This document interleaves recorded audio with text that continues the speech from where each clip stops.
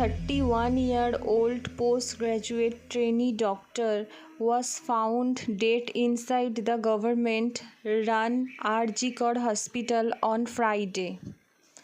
Dr. Moumita Debnath, a second-year postgraduate student at RG Kar Medical College in Kolkata, was tragically found dead on August 9, 2024. Kolkata police has registered a murder case and a special investigation team has been formed to probe the incident.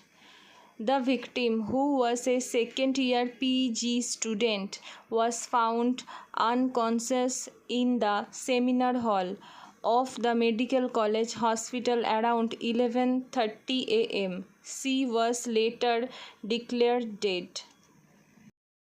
Students of RG Kar Medical College have also held a candle march in Kolkata seeking proper action on the incident.